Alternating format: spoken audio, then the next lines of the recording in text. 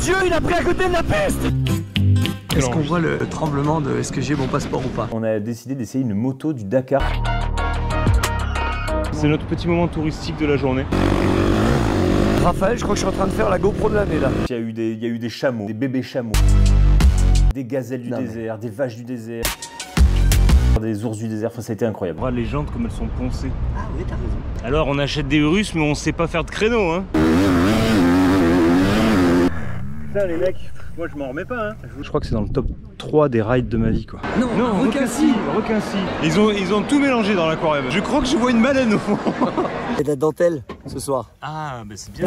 Oh là là là là. Il glisse son freinage à l'accélération. Ça c'est toujours le lourd, tu sais. Je me joins à l'équipage pour remercier l'équipe d'MX Test d'avoir volé avec nous.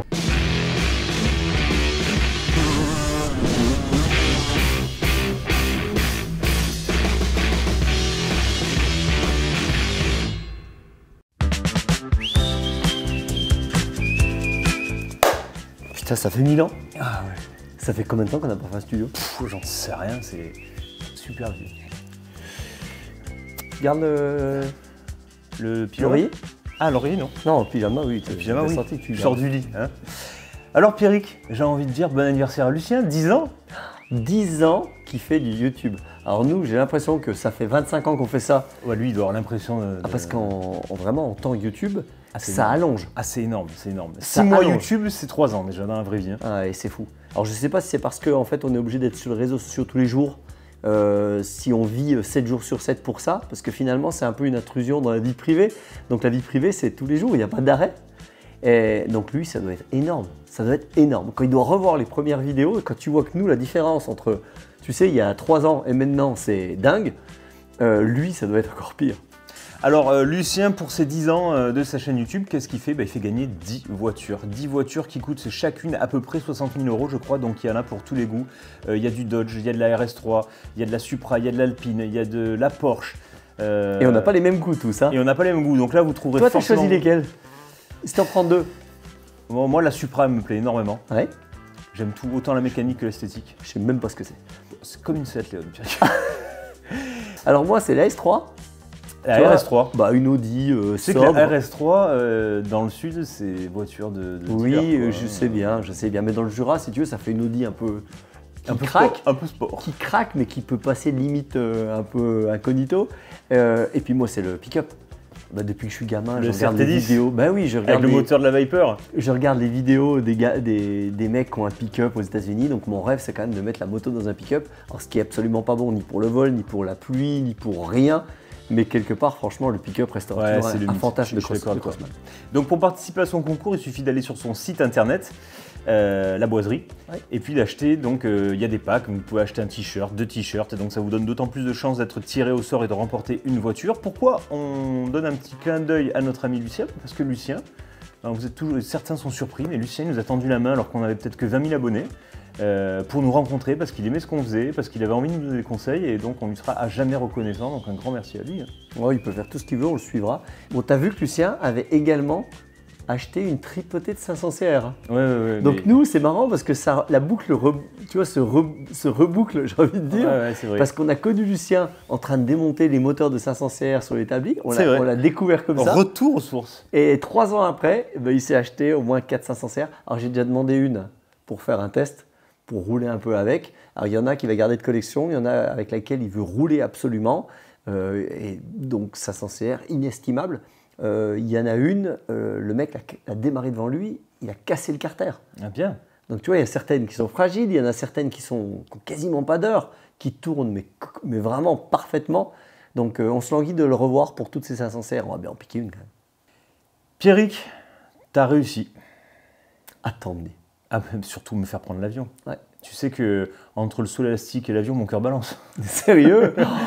Ah, je déteste ça. Ouais, mais là, tu es bien arrivé. Alors, déjà, ce qu'il faut savoir, c'est que tout a commencé pour moi un beau matin. Donc, moi, j'avais déjà un peu de route pour monter jusqu'à Lyon, où j'ai été récupéré par un de nos accompagnateurs, un de nos anges gardiens sur le trip. On t'a rejoint à Lyon pour un décollage Lyon-Dubaï. Exact. Donc, retrouvailles sur le parking, mon cher Pierrick. Voilà, ça y est, on y est. Comme vous pouvez le voir, une météo très très fraîche. Si j'ai mes GoPro, les batteries, c'est bon. Micros, même si mon bagage n'arrive pas. Et oui, le vlog a commencé. Hein. C'est vrai? Le vlog a commencé. Je prévois, en fait, et ça faut toujours le faire, que le bagage n'arrive jamais. Ah, au cas où? Bah bien sûr, tes bottes ou un casque tu retrouves à Dubaï. Mais par contre, moi je peux pas ramener de... Tu vois, je peux rien ramener. Il faut absolument avoir tout pour filmer. Et avoir des sacs en plus au cas où. Exactement. Et d'entrée, Tetris. Ah bah là, il faut que tout rentre. Le problème, c'est que c'est pas simplement des affaires de ville et un équipement de cross. Là, toi, tu as tout le matériel vidéo à emmener. Moi, j'ai tout le matériel GoPro à emmener. Et donc, on avait plus ou moins, si tu veux, de poids à répartir. Donc, je t'ai juste pris, je crois, ton casque, c'est ça? Ouais. Et puis, mais toi, tu as été vraiment chargé. Parce que les batteries, toi, ton problème, c'est que les batteries, elles ne peuvent pas aller en soute. Non. Et parce puis, qu'avec le froid, ça les viderait complet. Il y a des choses que tu n'as pas le droit de mettre dans l'avion, non plus dans le bagage à main.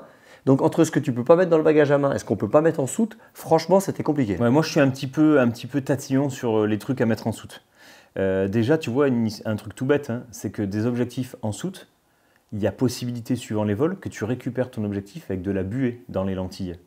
Tu sais, le fait qu'elle ait voyagé à moins je sais pas combien de degrés, que d'un coup tu la sortes en pleine chaleur à Dubaï. Et ça repart pas vite? Eh bien moi ça m'est arrivé déjà d'avoir des lentilles bloquées pendant plusieurs jours en rentrant. Ah ouais, c'est fou. Donc tu arrives, tu peux pas filmer parce que tu as de la buée dedans. Et tu dois partir dans l'avion en te disant, ça se trouve mon bagage n'arrivera pas. Donc la technique ancestrale du casque qui voyage en soute serait de démonter la visière pour ne pas qu'elle casse. Oui. Donc petit démontage. Petit démontage qui... Avec l'outil adéquat. Voilà. Donc beaucoup de choses à amener pour moi, mais quand même beaucoup de frustration aussi, puisque pas de pied de flash, pas de pied d'appareil photo, pas de pied de caméra, pas de drone, un seul flash, un nombre limité d'objectifs, le RAF frustré quand même, parce que je sens qu'on va forcément avoir des belles choses et que je vais pas être à 100%. Donc ça c'est vrai que moi c'est toujours un petit pincement au cœur.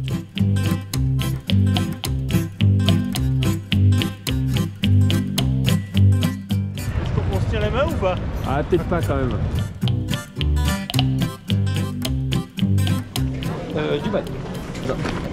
Elle enregistre. Bien sûr qu'elle Est-ce qu'on voit le tremblement de est-ce que j'ai mon passeport ou pas? Je peux vous le mettre? Titre. Ça c'était cadeau. Oh là là, oh. Il y a 600 grammes. 25 kg 6, je répète 25 kg 6. Je compte sur Pierrick qui a pris un caleçon et une paire de chaussettes pour la semaine. C'est un peu ça. C'est grave un peu ça. 21 kg pour Pierrick, ça c'est les slips en carbone. Le mec est puriste jusqu'au bout, il gagne du poids de partout, même sur la lingerie.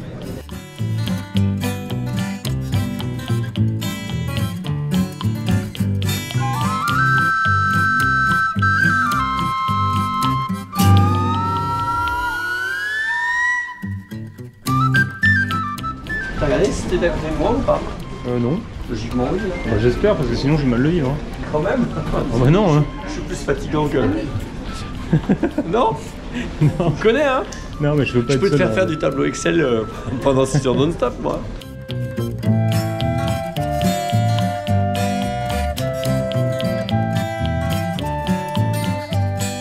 Alors tu l'as dit, un vol qui s'est ma foi plutôt bien passé. Non, t'étais relax. Pour Monsieur Soz. Hein, on a bossé, alors de temps en temps, ça bouge un peu, mais vraiment pas grand chose. Et tu retenais un peu ton souffle, mais honnêtement, tu paniquais pas. Voilà, je progresse sur l'avion, mais je ne serai jamais pilote, hein, ça c'est sûr. Alors que j'ai quand même le brevet ULM, hein, il faut savoir, pour piloter mes drones. Ce qui est fou, c'est qu'en fait, la phase de décollage ou d'atterrissage, t'es plutôt, on va dire, zen. Mais c'est finalement quand c'est stable. On est à 10 000 pieds. Ouais, et que ça bouge un peu. Là, je me fais des et c'est bizarre parce que moi, ce serait l'inverse. À la limite, je me dirais début, fin, ok. Tu vois, mais bon, donc toi, c'est au milieu, quand ça bouge un tout petit peu. Alors, on nous a appris une chose, c'est que cette petite secousse, elle est infime. Elle est infime. Je ne savais pas qu'il se déplaçait de quelques millimètres seulement l'avion. Exactement. En fait, notre ami hein, Philippe, hein, qu'on remerciera jamais assez pour tout ce qui va arriver dans cette vidéo, il nous a expliqué que c'est comme si en bagnole, en gros, on roulait sur un caillou, mais à 800 km/h. Donc forcément, gravier. Ça bouge un petit peu. Ça bouge un petit peu, mais il n'y a absolument aucun risque de passer sur un gravier, même à 800 km/h. C'est ça. Pour nos 1 million d'abonnés, je suis là. Bon, apparemment, devant, c'est encore mieux que ça. Mais on peut même pas voir tellement c'est indécent. Alors, arrivé à Dubaï, c'est tout de suite la démesure. Hein. Il suffit de voir le hall de l'aéroport, enfin un des halls de l'aéroport. Il y a une cascade en fait, ça se voit pas, mais il y a une cascade. Voilà, il y a une cascade d'eau dans le. Ah, ça y est, Monsieur Al Maktoum. Endurance World Championship. C'est quoi, c'est le roi de Dubaï? Ouais. Faut savoir qu'ils aiment tout ici. Le chameau d'endurance. Ah, il y a le des cheval courses de chameaux? d'endurance, les faucons, ils aiment le rallye, ils aiment la moto, ils aiment le offshore, ils aiment. C'est bien simple, c'est un peu la Belgique, si tu veux, du Moyen-Orient. Il n'y a pas un sport qu'ils n'aiment pas. Ah ouais, d'accord. C'est clair, hein? Il y a un petit côté Vegas avec saupoudré d'Orient, hein? Ouais. En fait, Dubaï, il faut le savoir, il y a très peu de pétrole. Dubaï, c'est un port maritime qui a toujours été un endroit où tous les peuples d'Asie, du Moyen-Orient ou d'Europe arrivaient. Et donc, ils se sont développés comme ça. Donc, t'imagines bien que l'accueil chez eux est très important. Parce qu'ils ne sont pas assis comme l'Arabie Saoudite ou le Qatar sur un baril de pétrole. Donc eux, ils ont choisi le commerce et le tourisme. Donc tu t'imagines bien que quand tu arrives à Dubaï, eh ben, il faut en mettre plein les yeux. Donc c'est un peu ce qui se passe, hein. Faut le voir. Il y a un côté États-Unis qui est évident. Alors dans le mode de vie, hein, il suffit de voir les voitures, c'est des pick-up, c'est des gros trucs. Beaucoup de services à la personne qui n'existent pas en France, tu sais, avec la personne qui te porte tes courses dans le coffre de la voiture, le ceci, le cela, t'es un petit peu assisté, tout est plus facile, tout est plus simple, tout est plus fluide. Pas d'insécurité, enfin, il y a un côté rêve américain quand même. Hein. Ouais, c'est vrai que ces pays qui ne produisent pas sont obligés d'acheter. Et donc, ils vont acheter aux peuples les plus gros, aux plus gros fabricants. Et souvent, c'est aux États-Unis. Mais tu sais qu'en Suisse, c'était comme ça quand j'étais jeune. Ah bon? Et ouais, en Suisse, en fait, si tu veux, ils importaient tout. Et ils importaient pas des Peugeot. Hein. D'accord. Okay, il y avait beaucoup de... c'est les premiers camions que j'ai vus, moi, sur les paddocks américains. C'était en Suisse. Alors, on a été pris en charge par Philippe et ses amis. Donc, en fait, c'est un petit groupe d'expatriés français qui vivent à Dubaï. Donc, certains travaillent dans l'aviation, hein, notamment Philippe, notamment Jérémy. Et donc, on a été pris en charge par ce petit groupe-là. Ils nous ont fait vivre un petit peu et découvrir la vie à Dubaï un petit peu entre Français. Donc, c'était super sympa. Et notre premier point de chute, ça a été le MX Ride Dubaï. C'est une sorte de motoclub, si tu veux. Ouais. Mais un motoclub où il y aurait un atelier, un endroit pour mettre ta moto en location, tu sais, en gardiennage. Ouais. Un endroit où tu peux te changer, un endroit où tu peux manger. Donc, il y a beaucoup ça en Espagne. Tu sais qu'il y a des clubhouse où en fait, il n'y a que des hommes qui viennent, alors de tous les milieux. Et en fait, la partie de tennis ou la partie de golf, si tu veux, ou le sauna qu'ils vont prendre, ça permet de discuter entre eux, puis de parler affaires et tout ça. Il y a un petit restaurant au-dessus. Donc, j'avais vu ça en Espagne. Et si tu veux, là-bas, c'est autour de la moto. Donc, il y a tout. Donc en fait, il m'expliquait que tu as un forfait, tu peux laisser ta moto sur place et en fait, ils te la gardent, ils te l'entretiennent, ils peuvent te l'amener sur d'autres circuits, tout ça. Bon, évidemment, ça a un coût, hein, vous en doutez bien, mais ouais, voilà, c'est plutôt sympa, quoi. Donc là, on est quand même accueillis dans des conditions de malade. On nous a prêté des motos, enfin bon, c'est... Donc le spot est vraiment dingue, on vous mettra toutes les coordonnées si ça vous intéresse de venir faire de la moto à Dubaï. Donc ça, c'est l'équipe, donc pas mal de Français. Avec de la KTM en force à Dubaï. Moi, franchement, ce qui m'a interpellé, c'est les sanitaires. On le sait tous, des toilettes, voire des douches sur un circuit de cross en France, c'est terrifiant, ça te glace le sang. Tu ouvres la porte, tu dis putain, non. On a battu des records en France de malades pour ça c'est clair. Voilà. À l'inverse, bon, c'est vrai que Bénin Beauvoisin a remis la barre. Oui, mais bon, ça reste quand même, c'est quand même pas la norme, on va dire. Ah non, ils sont uniques. Alors que là-bas, ah oui, c'est unique. Là-bas, franchement, les chiottes et les douches, limite en marbre et tout. Enfin, j'ai halluciné, quoi. Moi, j'ai jamais pris une douche aussi vite qu'après on fait de la moto. Ah non, même chez moi, je suis obligé de rentrer à la maison. Si tu veux, il se passe quand même une demi-heure, 3/4 d'heure. Et ben là, non, hein, tu roules, t'enlèves ton équipement au pied de la douche. C'est le top. Alors, pour vous situer un petit peu le truc, imaginez que donc Dubaï, vous le savez, c'est en plein désert, grosso modo. Il n'y a rien, strictement rien autour de Dubaï. On a fait 40 minutes de route sur une espèce de 2x2 voies ou 2x4 voies, je ne sais plus. Ouais. Donc on est toujours dans le désert et donc en plein milieu de ce désert, il y a cette piste de cross. Et donc cette piste de cross, elle est littéralement tracée dans les dunes. Ouais. Donc au niveau du kiff au niveau du dépaysement, au niveau de jeux vidéo. Enfin, c'est juste du délire, ça en est enivrant. Ouais. Tu arrives là-bas, tête qui tourne. La tête qui tourne, tu comprends pas où t'es, tu comprends pas ce qui t'arrive. Je me rappelle que le premier tour, je savais même plus, quoi. J'étais complètement déboussolé, quoi. Et puis là-dessus, tu rajoutes que le tour faisait 10 à 12 minutes, Ouais. parce qu'on était entre un terrain de cross. En fait, non, c'est un terrain de cross, mais comme ils n'ont pas besoin de le refaire, parce que le vent refait le sable, Ouais. ils n'ont pas besoin de l'arroser, parce que c'est impossible. Si tu veux, ils se sont dit, pourquoi faire un terrain de 2 minutes? Bah, ouais. Alors, ils ont allongé le circuit de 12 minutes, et ils font des courses de cross, elles font 6 tours. Tu nous as fait un petit stage d'entrée premier jour. Oui, Alors ce que vous ratez quand même, c'est le chapeau de cow-boy que j'ai dans le dos. Parce qu'autant vous le dire, le soleil du Moyen-Orient, sur un crâne, on va dire, dépourvu de cheveux bouclés,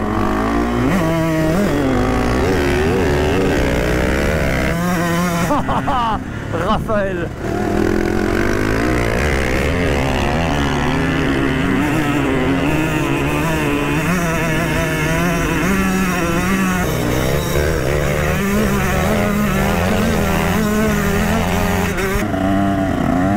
Alors là, on est juste derrière Philippe. Philippe, c'est notre pilote d'avion qui nous a organisé tout ça. Tu sais, comme dans la ligne droite là, Ouais. je suis allé un peu vite. T'as vu quand t'as coupé? Oui, ça ressemble à ça la ligne droite du bouquet ou pas quand ça fait ça là? Non, ça va plus vite quand même. Ça bouge plus, ça bouge plus. Putain les mecs, moi je m'en remets pas, hein, je vous jure. Hein. La lumière, c'est irréel. Non mais là il y a un combo, mais c'est incroyable. Ah, tu vas voir au sunset, c'est...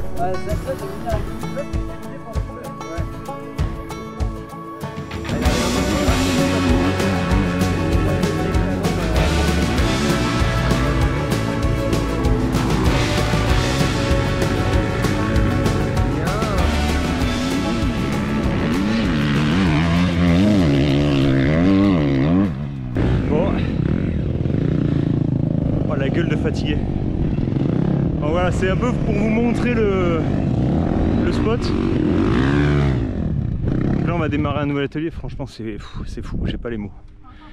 Alors je vous dis tout le temps que je déteste rouler dans le sable, là je roule dans le sable et franchement c'est dans le... Je crois que c'est dans le top 3 des rides de ma vie quoi. C'est juste du délire. En fait c'est comme, pour ceux qui connaissent, ça ressemble à Loon Plage l'été, mais en plus facile. Encore plus billard, encore plus fin, t'as de la vitesse de partout, enfin, c'est une folie. Vers l'intérieur là-bas, ok?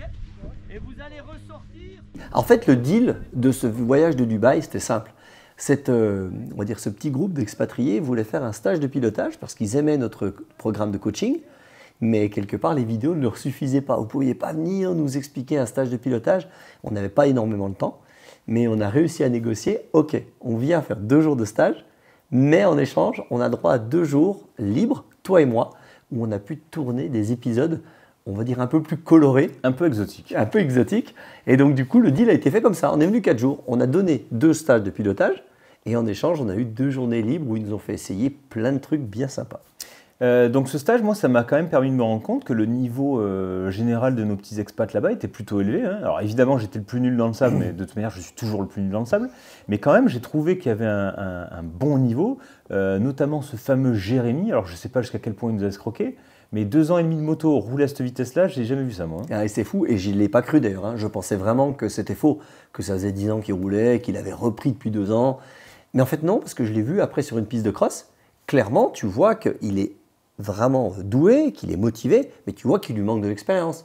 Il avait du mal à sauter une table de 15 mètres. Mais ça se voit pas dans le sable. Mais dans le sable, il roulait comme si quelqu'un avait roulé depuis 25 ans. Il vient en tout cas, il fait dans les 100. Hein. Ah oui, mais c'est sûr. C'est un terrain de motocross pour eux. Mais alors pour nous, c'est de l'endurance. Hein.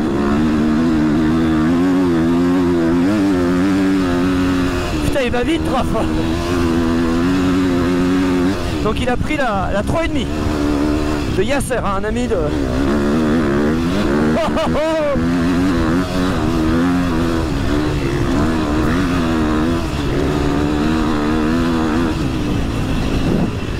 Oh, métamorphosé.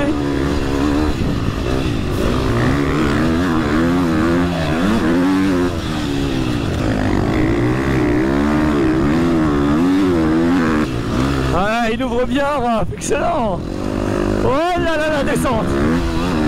Alors ça me rappelle, à l'époque de Joël Smith, de Georges Chauvet, ils avaient ouvert un circuit comme ça dans le Moyen-Orient, avec des montées, des descentes. Qui s'en rappelle, dites-le dans les commentaires. Hein.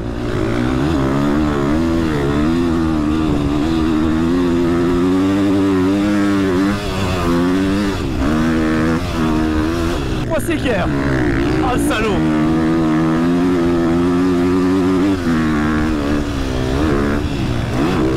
Si on avait cru que Raph vous ferait découvrir un circuit de sable à l'autre bout du monde, je peux vous dire qu'au début de Mixtest, j'y aurais pas cru.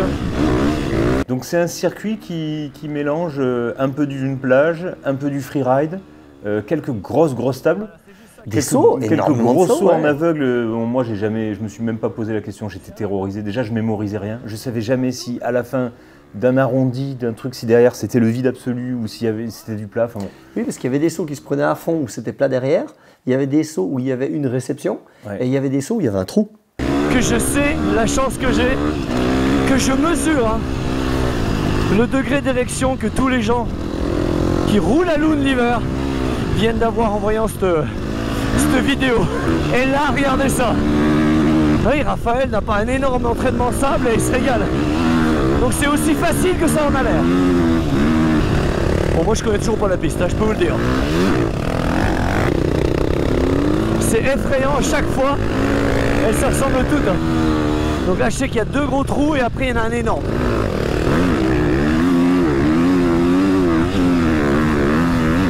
Freine, autrement ça fait nut-nut. Ah non, celle d'après. Nut-nut. Mais un trou vertigineux. Un trou vertigineux, c'était abominable. C'était fou, hein. C'est vrai. Alors moi, tu comprendras que c'était très agréable de partir avec le petit jeune et qu'il me dise « Allez, suis-moi » et qu'il a mis tout ce qu'il avait. Ouais. À chaque fois. Mais qui roule très bien. Hein. Ah, il roulait super fort. On va vous mettre la GoPro de Simon et de Pierrick un peu plus tard dans la vidéo, mais ça roule très fort. Oui, donc c'est un Breton qui s'est roulé, hein. Il a fait 85, il a fait le junior, donc il s'est roulé et là-bas, maintenant qu'il maîtrise la piste et qu'il maîtrise le sable, mais c'est insuivable. J'étais à fond partout et à chaque saut, lui, il sautait et moi, à chaque saut, et tu sais pas. Je savais pas. Tu sais pas s'il y a un chameau, une jeep de touristes. Parce que ça a été le gros souci. Hein. C'est-à-dire qu'eux, ils ont une confiance absolue, donc il n'y a pas de commissaire. S'il y a un gamin qui est tombé derrière, c'est le même prix. S'il y a quelqu'un qui traverse derrière, et Dieu sait s'il nous a dit qu'il y avait des gazelles, des chameaux, qui se promènent un peu partout, il n'y a pas de barrière. Il n'y a rien. Il n'y a pas de barrière. Et puis, nombre de fois que j'ai vu des 4x4 dans les dunes, je me dis, si le 4x4 il est derrière à ce moment-là, on a tous vu en plus, hein, tu sais, à Glamis. Mais bien sûr, ces images, elles sont connues, elles sont virales. Et... Moi, j'étais traumatisé. Non, mais moi et aussi, le gamin, il est parti, il n'a même pas fait un tour de reconnaissance pour savoir s'il n'y avait pas quelque chose derrière un saut. Non, c'est tout. Il est parti à bloc, il a fallu que je le suive pour filmer. Et puis, mais c'était le kiff aussi, comme tu l'as dit, c'était enivrant. Droite, gauche, droite. J'avais l'impression de faire du rallye. Et puis la rapidité du circuit, hein, franchement, moi j'ai jamais roulé aussi vite. Ah bah j'ai jamais mis la 3. 4-5, 4-5. 4-5. Bah, moi j'ai jamais été aussi vite aussi. Alors je vais pas très vite, mais j'ai jamais été aussi vite. Non, c'était effroyable.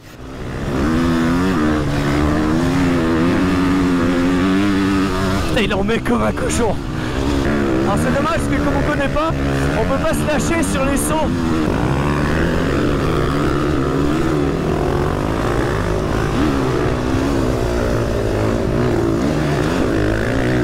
Là il va arriver dans une grosse série de trous, Raph. Il ne le sait pas. Voilà. Allez à fond.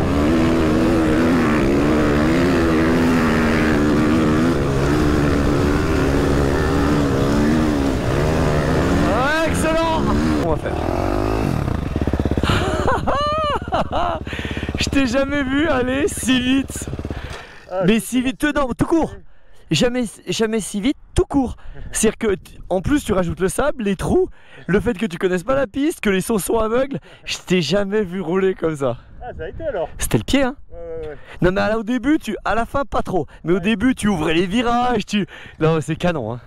Ouais, à la fin j'étais, mais ça y est, je suis mort là. Non mais là c'est normal, mentalement déjà, le fait de se concentrer, machin, pas connaître la piste, c'est fou. Ouais. Non, bravo, c'est vraiment cool. On inverse. Allez. Et je vais faire un tour avec Simon. Alors je vais te dire un truc à tort et tu vas me sauter dessus sans doute, mais moi j'ai quand même l'impression que le sable, c'est quand même une histoire de couilles et de bourrinage. pas vraiment de bourrinage, mais quelqu'un qui, on va dire, qui prend l'habitude de prendre ses vagues, bah, si tu veux, il commence à aller très très vite, alors que tu as beau aller vite en motocross. Je connais plein de mecs très très rapides en motocross qui n'ont jamais fait de sable. Ils vont là-bas, Jérémy leur tourne autour. Et je te parle de mecs quand ça fait 20 ans qu'ils font du motocross, qui ont roulé au Marié depuis qu'ils sont gamins. Ils arrivent là-bas, ils ne comprennent pas. Mais déjà, rien que le fait de rouler à 90 km/h au lieu de 60, déjà c'est effroyable. On a fait 2-3 épisodes comme ça où le changement de vitesse fait peur. Hein. Ouais, complètement. Ouais. Et voilà, fin de la journée.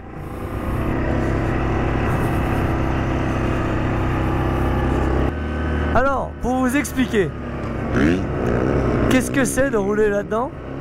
Ben en fait, vous lavez jamais les bottes, jamais le casque, pas de joint spi, ils font même pas de plaquettes. L'embrayage morfle pas parce que le sable est vachement lisse et c'est assez dur en dessous. En fait, tu mets de l'essence, tu mets de l'huile et tu peux rouler indéfiniment dans un terrain de jeu qui n'en finit jamais. Alors, demain, je fais une GoPro de la Muerte. Vous allez halluciner parce que même moi j'hallucine. Hein. Le retour à la compétition, Raphaël. Le retour à la compétition. Ah, c'était quelque chose. Hein. Ça me fait plaisir de te revoir rouler en tout cas. Et c'était cool. Ah, sur la théorie, sable, grosse chaleur, il n'y a rien qui allait. Mais alors sur la pratique, ça a été... Non mais là, c'est le top 3 de mes roulages. Ah ouais? Ah ouais, il y a un ensemble qui fait que... inoubliable, j'oublierai jamais. Génial. J'oublierai jamais. Première journée terminée, on s'est fait un petit barbecue à la cool, là aussi, American Life, vas-y. Et direct, on enchaîne sur bivouac, nuit dans les dunes, nuit dans le désert. Ouais. Ce qui est chiant quand tu filmes, c'est que tu as toujours l'impression de bosser. Mais par contre, ce qui est bien quand tu filmes, c'est que bah, tu bosses pas quand ils montent la tente. Est-ce qu'il y a des scorpions, des serpents Beaucoup de scorpions, mais pas de serpents, il a dit. D'accord. Pépé le Touareg. Pépé le Touareg. Hein? Pépé le Touareg. Brokeback Mountain, Raphaël Sauce ce soir. On n'est pas dans la, on n'est pas dans la forêt, dans le désert. Mais ce qui se passe dans la tente reste dans la tente. Ouais. Voilà, donc les lumières qu'on voit au fond là, c'est Dubaï. C'est Dubaï. Et puis là il y a d'autres lumières, c'est une autre ville qui est au fond là-bas. Et puis sinon bah, tout le reste, tout ce qui est un peu plongé dans le noir, tout ça c'est que du désert en fait. Et là où on voit des taches de lumière, bah, c'est sans doute des villes. Et voilà. Alors, MX Test, c'est une moto certes, mais ce n'est pas que ça. C'est aussi une aventure humaine. Et c'est aussi partager sa tente en plein désert avec Pierrick. Regarde, il y a de la dentelle ce soir. Ah, bah c'est bien. C'est bien.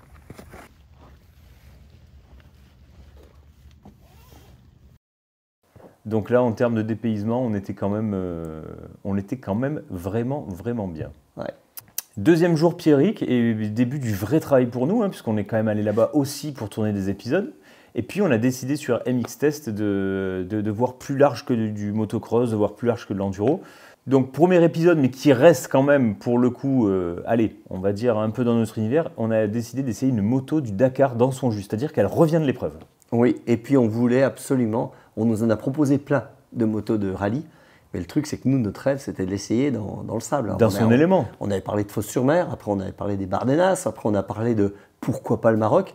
Et là, sans déconner, Là, c'était parfait, là. Il y avait tout ce qu'il fallait. le Quoi. Moyen-Orient. Aujourd'hui, le Dakar est au Moyen-Orient. Ouais, donc essayer une moto de rallye, franchement, qui revient d'Arabie Saoudite, et l'essayer dans le désert, qui est d'ailleurs, tu sais que tu pousses un peu dans le désert pendant 1h30, je crois, et tu es en Arabie Saoudite. Hein. Ouais, c'est juste à côté. Donc on était sur place, donc là ça ne pouvait pas être mieux. Puis même pour ressentir la moto, si tu veux, la force, la tenue, le cap, c'était hyper important de le faire dans ces conditions-là.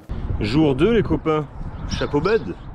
Donc on est parti pour essayer une moto du Dakar. Pierrick va partir pour la GoPro. Là on est sur une grosse moto quand même. Hein. Putain, t'as le roadbook et tout. Tu peux le faire marcher? Je sais pas.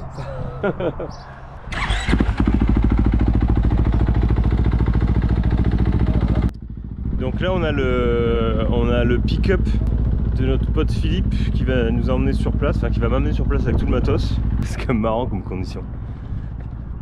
On va aller sur le spot en pick-up, en Ford F-150. Donc vous voyez, pour vous remontrer un petit peu leur club, ici il y a une espèce de petite piste de supercross pour les enfants. Et en fait, toute la structure en bois qu'on voit là, c'est un ancien spot de paintball. Donc en fait, ils ont gardé toute la structure en bois. C'est vraiment sympa. Et toi, ça t'a pas déplu? Non, non, moi j'ai adoré. D'ailleurs, je t'ai dit, hein, les photos, il faut qu'on vienne à Dubaï chaque année faire nos fringues en photo là-bas. Quand tu Ah vois oui, les- tu veux dire rien que pour la lumière, rien que pour la soleil. lumière, rien que pour l'ambiance et tout.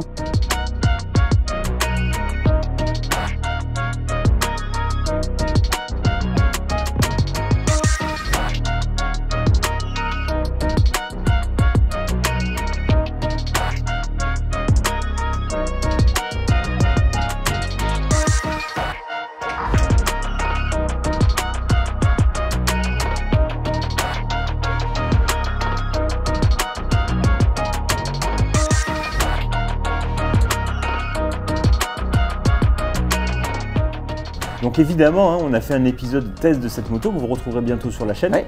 On vous tease un petit peu l'épisode avec quelques images, mais voilà, vous aurez un épisode complet bientôt. Et de ce qu'on a tourné aussi l'après-midi, puisqu'on a bougé. Donc on a pris cette fameuse nationale hein, qui est à travers dunes, j'ai envie de dire, à travers désert. Donc il faut savoir qu'entre chaque spot, hein, ce qui est toujours un petit peu déroutant à Dubaï, c'est que tu es toujours dans le désert. Ouais, c'est assez marrant. Moi, ce qui m'a fait rigoler, c'est que la route, elle est vierge, elle est nue, t'es tout seul. Et là, tu te dis, putain, les mecs, ils doivent attaquer comme des cochons. Et bien, en fait, non, tu roules à 80 Et puis tu as des dodanes. et tu as des dodanes, Au alors milieu qu'ils nulle sont part. pas gros. Non, mais par Ils contre, sont hauts comme ça. c'est des brises-jantes. Ah non, mais c'est un truc de fou. Donc, tu es obligé de retomber à 40, passer doucement le truc Et tu repars. et réaccélérer à 70 km/h, redodane. Donc, c'est vrai que là, tu roules pas vite. Hein. La moyenne, elle n'est pas folle.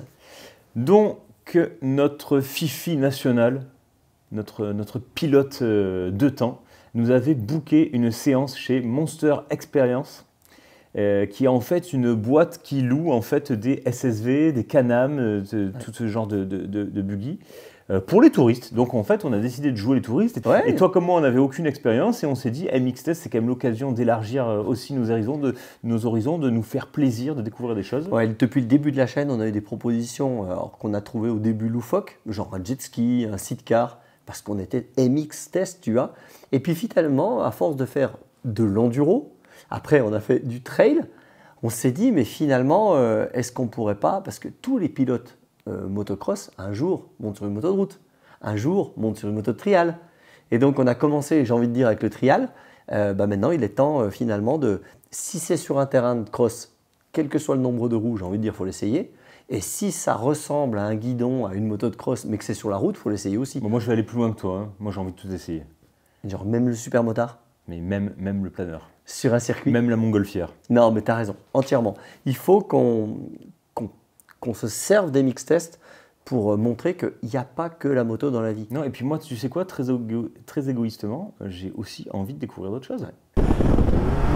Oh là là là là! Il glisse au freinage et à l'accélération!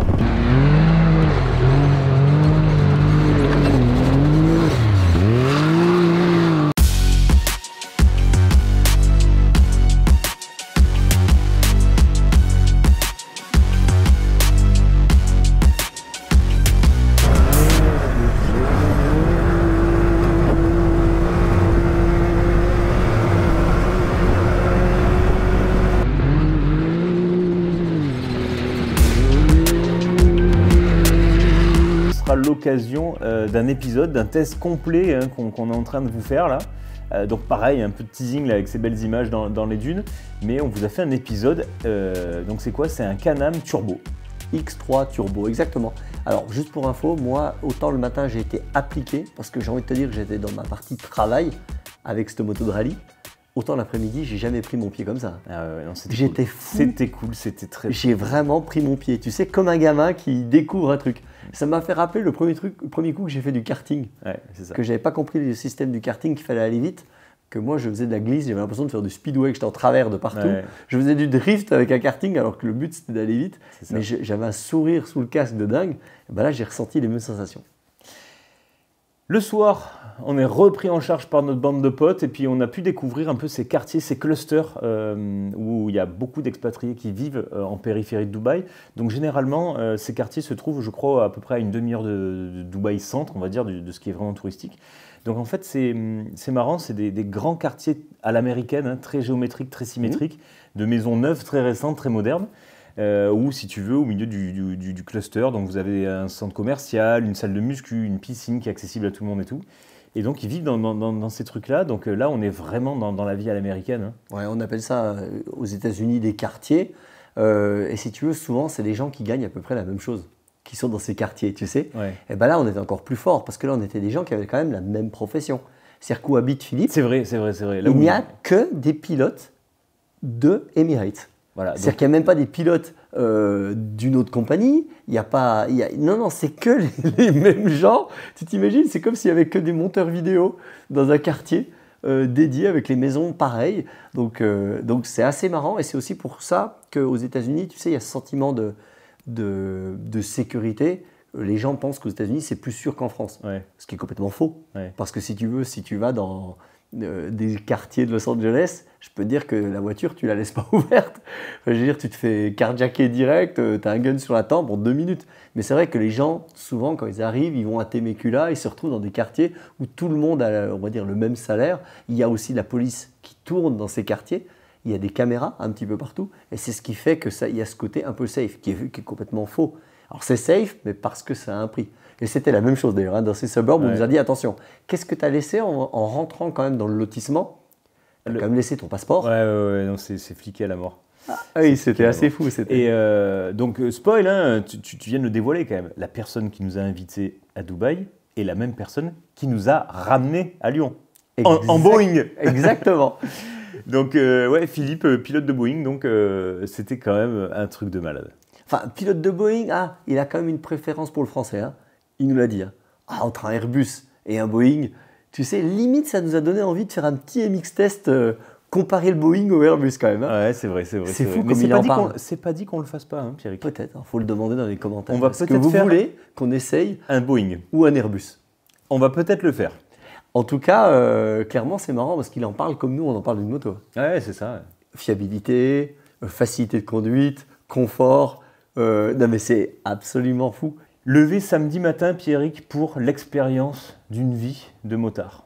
Et de très très très bonne heure pour profiter justement du soleil bas. Alors juste un petit point météo, il faut savoir qu'on était dans la meilleure période de Dubaï, c'est-à-dire que le matin il faisait entre 20 et 22 degrés. À partir de 10 h par contre ça se gâte, hein, on passe à 25-28. Ouais, facile. Ouais. Voilà, et quand on arrive vers 11h30, là, clairement, il fait 35 degrés. Oui, on a eu jusqu'à 38 degrés. Exactement. Et donc, un voile blanc qui peut se mettre un peu dans l'air, ça devient un peu étouffant. Arrivé la soirée, ça redescend tranquillement sur 22, donc très confortable. Il faut savoir que souvent, juin, juillet, août, les expatriés partent même en vacances. Ouais.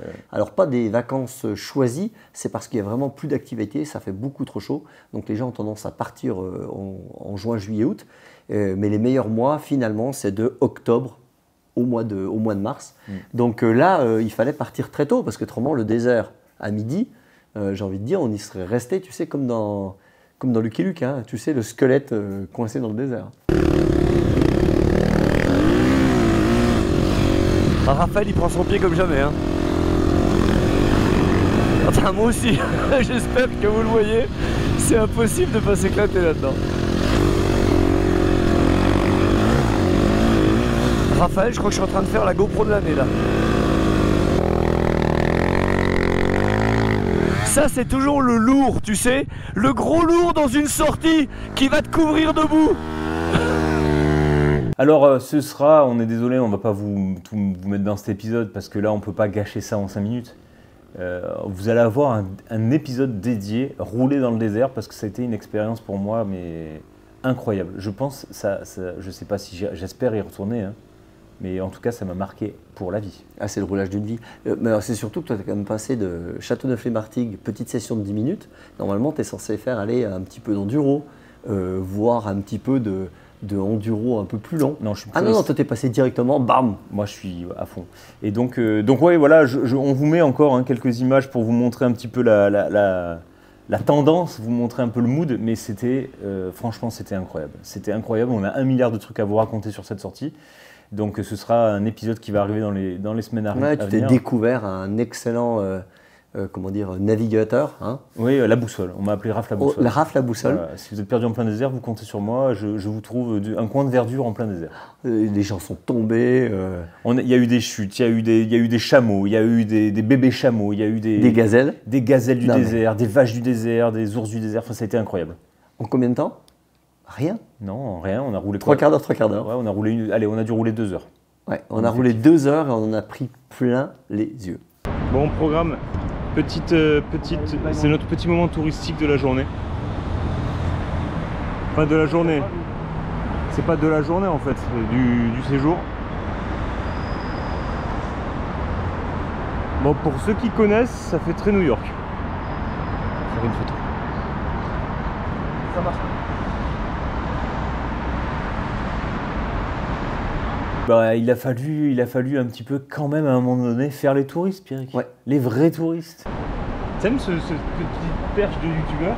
C'est la première fois qu'on fait ça en 2 ans et demi. Hein. Ouais. La perche du youtubeur. Oh, la taille de l'écran. Non mais sérieux, mets-toi devant. Non mais faut que vous voyez ça, la taille de l'écran. Ah, c'est pas une affiche. Hein. Salut Michel, c'est Michel. Il est abonné à Mixtest. On est connus. Même les habitants de Dubaï suivent Mixtest. On s'est fait héliporter. On s'est fait héliporter dans Dubaï Centre. Ouais. Donc là, bah, ça a été, je sais même pas quoi dire tellement ça a été fou. J'étais venu en 2005, si tu veux, j'étais déjà allé dans le gros mall principal, tu sais, celui qui est connu avec la station de ski. Ouais. Mais si tu veux, alors je ne vais pas dire que tout avait changé parce que finalement c'était déjà énorme et démesuré à l'époque. Aujourd'hui, il y en a juste beaucoup plus de malls comme ça, d'endroits. Donc tous les quartiers se battent pour avoir son mall, son endroit. Donc là, on était au mall du Burj Khalifa. Dans les rues, c'est propre, c'est extrêmement propre. Tous les bâtiments sont neufs. Il y a énormément de voitures de luxe. Mais quand je dis voitures de luxe, c'est des voitures où il faut aller ici. L'équivalent, c'est d'aller à Monaco.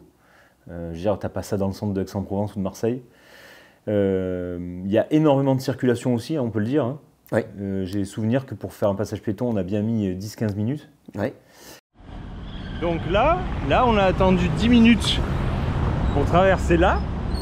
Et à peine on a traversé là, hop, c'est passé au rouge. Donc là, on est bon pour attendre encore 10 minutes. Putain, pour faire 100 mètres quoi.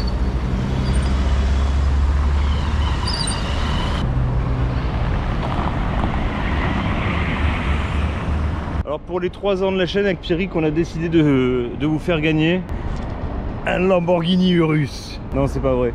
On le fera pas gagner. À quelle heure on doit le ramener? C'est moi ou il est neuf? Il est neuf. Regarde les freins.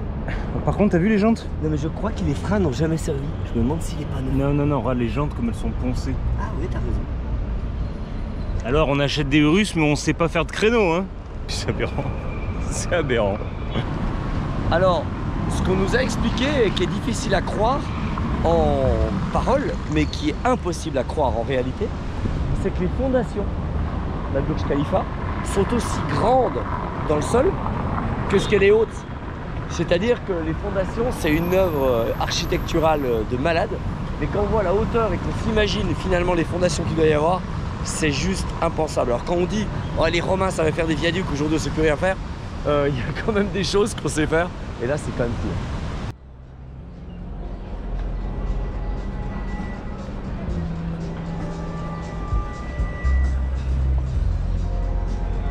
Donc là j'étais en train de voir un monsieur très sympathique avec une petite télécommande et je lui demandais à quoi ça servait.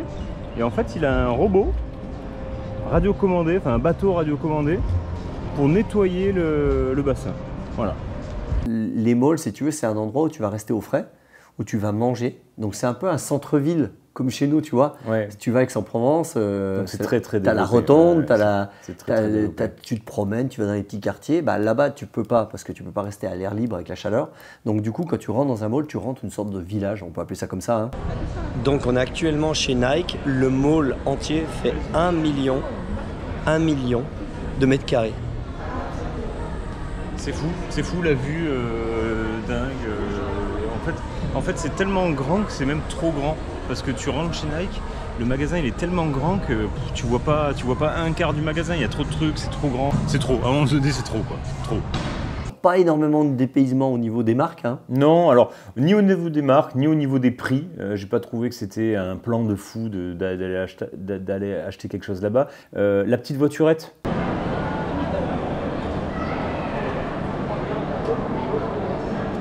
Des fois, il faut le comprendre, les colis, les sacs que vous ramenez des magasins sont lourds à porter.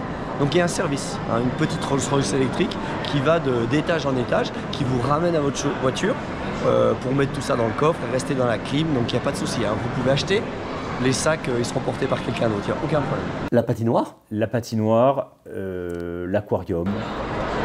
Il y a la Raymanta, il y a le dauphin, il y a le requin, il y a que qui sont capables. Là, Il y a quand même, attends, il y a quand même un requin marteau. Non, un requin-ci. Requin-ci. Il y a un requin-ci. Il y a des Raymanta. Ils ont tout mélangé dans l'aquarium. Ça a ni queue ni tête. Je crois que je vois une baleine au fond. L'aquarium. Alors là, on rentre dans la partie un petit peu, on va dire, tendancieuse. Quand tu crois que tu as tout vu avec le petit aquarium qui était déjà très chargé, C'était déjà gros. c'était déjà gros. Et là vous dites mais pourquoi ils sont bleus? Parce qu'en fait on est devant un mur qui doit faire à peu près 10 fois la taille d'un écran de cinéma, qui est en fait un aquarium.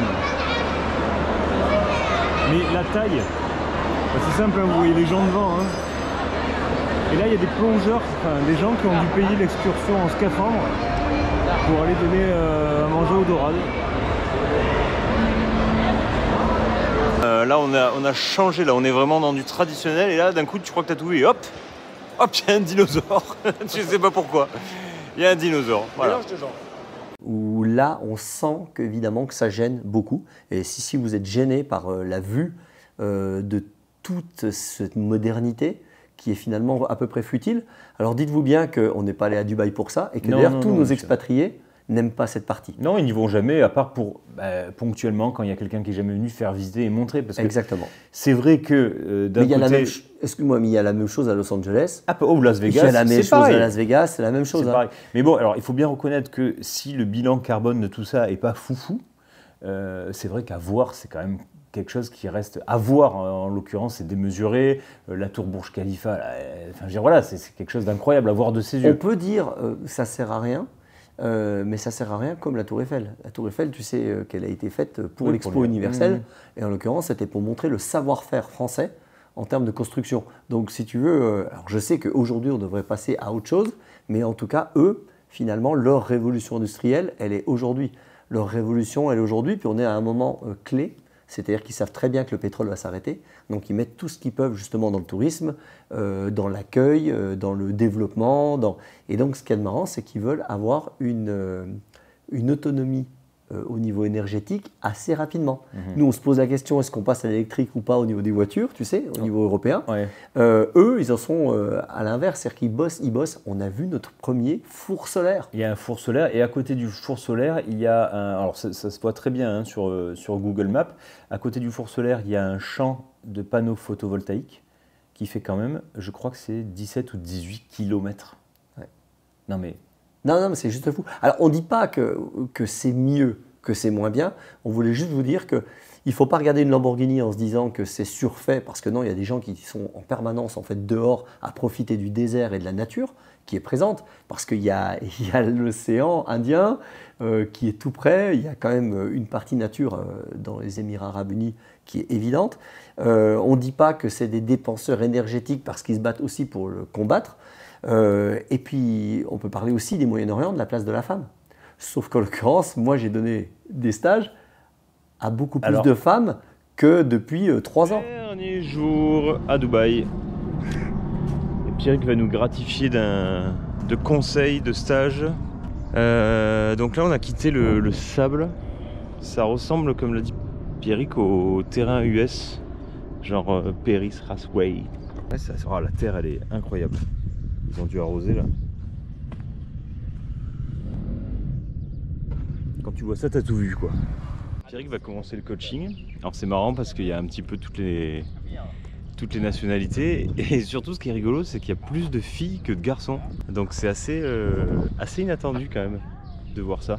C'est assez fou quand même. Hein. Ouais. Si on m'avait dit un jour tu donneras un stage à une petite égyptienne dont le père parle français parce qu'en Égypte, les plus belles écoles, elles sont en français, c'est quand même assez dingue. Et puis après, on a donné des stages à des filles et leur mère. Ouais. Et nous, en France, on n'en est pas là encore. Ah non, on n'en est pas là. Donc c'est assez marrant parce que finalement, le sport là-bas féminin, la population d'Émiratis, des gens du cru, elle est seulement de 10% à Dubaï. C'est vraiment une plaque tournante. J'ai envie de te dire que c'est un peu comme Bruxelles. Ouais. Bruxelles, si tu veux, tu vas avoir des Anglais, des Allemands, des Hollandais, des Français, tu vas avoir un petit peu de tout. Donc j'ai envie de te dire que c'est le Bruxelles du Moyen-Orient, Dubaï. Et donc des gens qui sont habillés justement locaux, il y en a finalement très peu. On avait beaucoup d'Asiatiques, il y avait beaucoup d'Européens, d'Italiens. Tu es d'accord avec moi? Ouais, bien sûr. Ouais. C'est bon? Allez, on part pour un tour de la reconnaissance du circuit de MX Ride. Oh, j'ai deux collègues aujourd'hui. Simon, le breton, qui travaille chez LVMH là-bas à Dubaï. Et on est sur Jérémy, qui travaille chez Airbus. Donc Simon, tu roules ici depuis 2 ans, t'avais jamais fait de sable avant? Donc c'est assez fou, tu connais pas Loon Plage, tu connais pas tous ces trucs là. Ouais, aujourd'hui t'as envie de faire le Touquet par contre. Ah bah là franchement, alors c'est pas la peine de rouler trop vite non plus, je connais pas trop la piste, mais en l'occurrence ils vont voir, tu roules super bien, t'es propre et tout.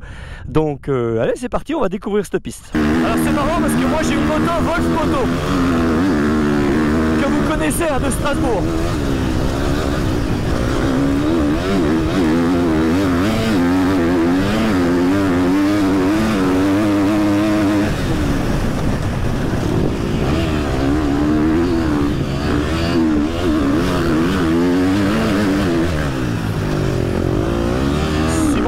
Super bien.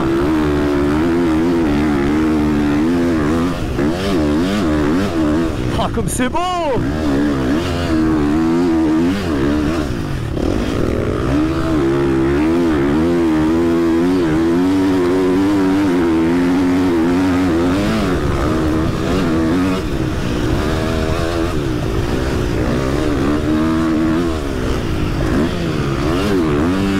Alors ça, à l'aveugle comme ça, c'était pas très agréable. Autant vous le dire.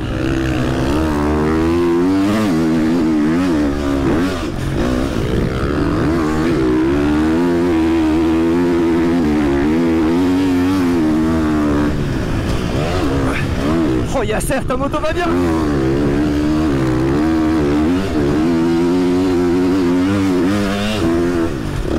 Alors, pour info, oh, ça va faire grasser des dents, hein, mais ils roulent tous avec des KTM. Parce que c'est les seuls qui tiennent. Au niveau chaleur, embrayage. Et là, on va rentrer dans la partie son. C'est pas la mienne, hein. Wouhou! Ah, il est sympa, il m'attend.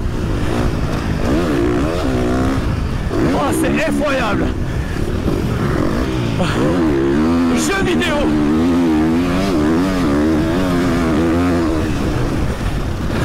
Wouhou! Ah là, j'aurais pu.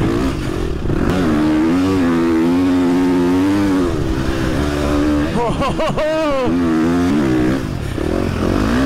Ah, j'espère que ça vous fait autant peur qu'à moi. Oh putain! On sait jamais ce qu'il y a derrière. Hein. Ah, c'est effroyable. Allez, je vais rester derrière Jérémy. Ouais. Encore là. Oh putain.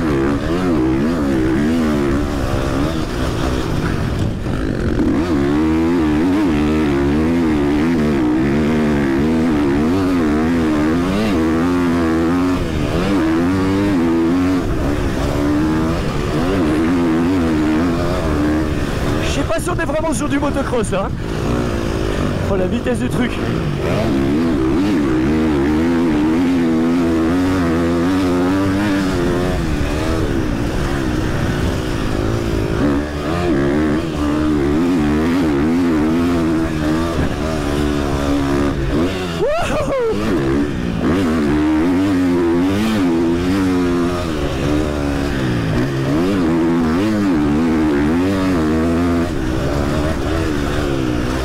Alors je sais jamais si je dois y aller ou pas.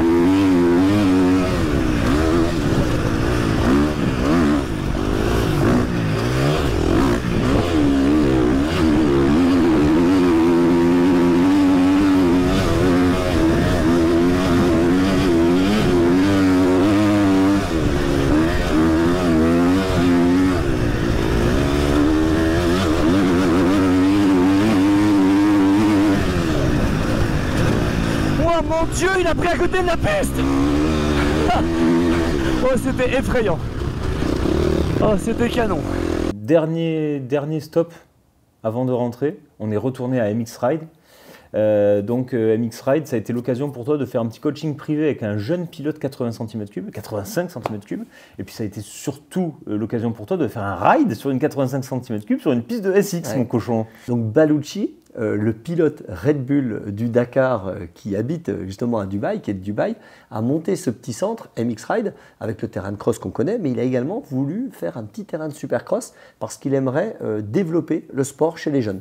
Alors là, c'est un petit gamin d'Afrique du Sud qui voulait faire un stage un peu supercross, qui roule d'ailleurs très très bien lui dans le sable. Donc il est arrivé avec la 85 avec le gros réservoir et c'était ses premiers tours de roue un peu en supercross.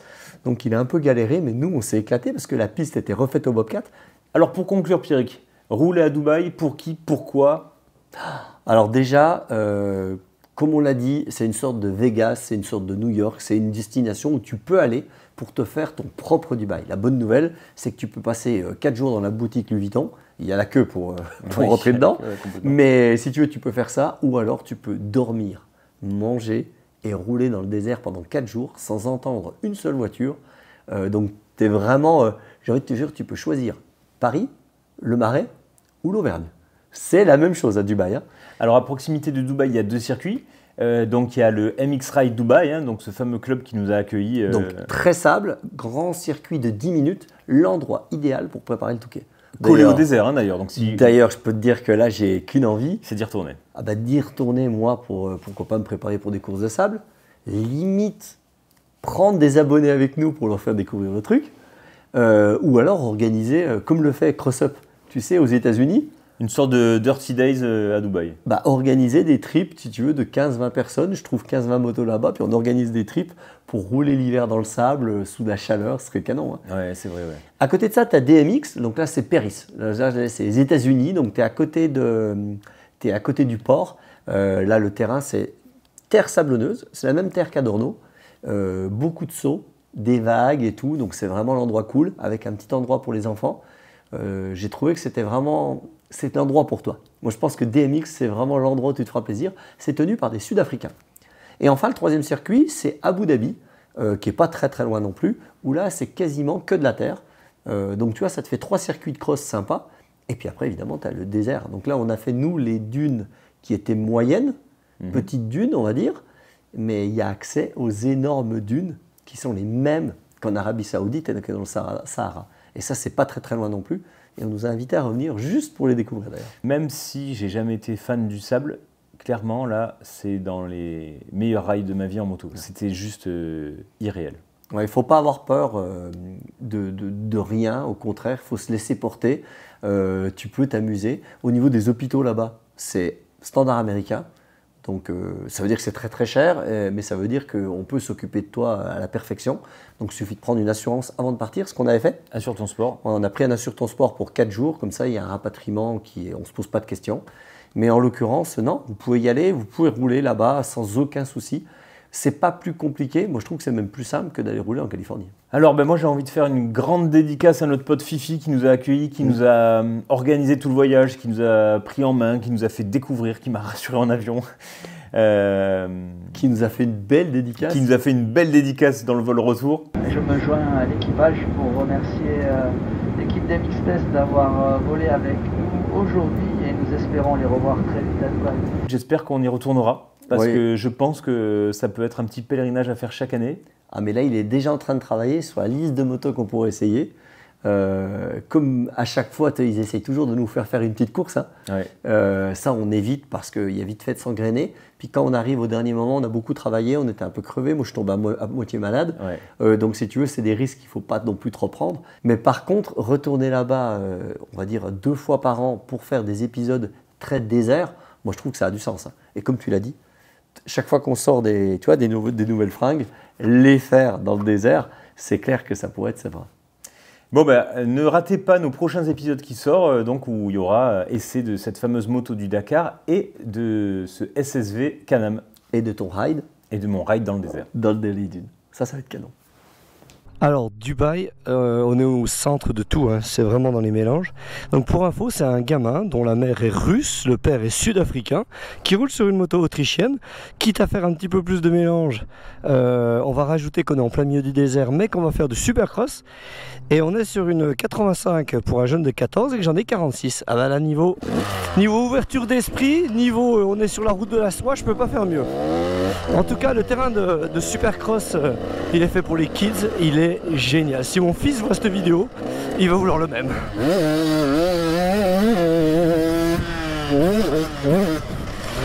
Les virages sont un peu sablonneux. Mais alors ça rajoute du piment. Oh puis c'est 85 comme elle craque.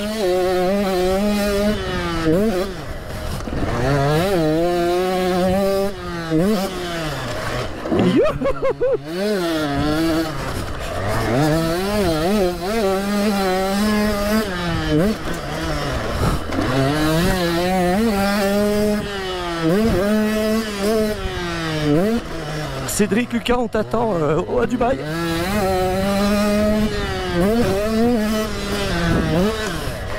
Pour faire toutes les pistes.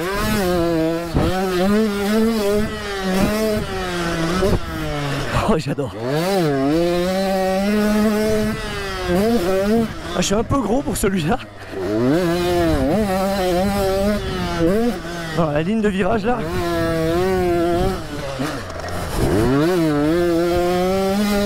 En 4 jours avec Raphaël, on aura tout fait. Le Dakar, le motocross. Ce matin, on était sur un terrain, c'était la réplique de Péris aux US.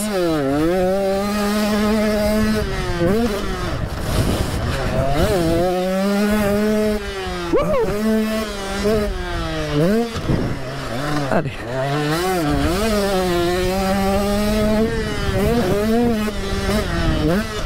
Allez, oups.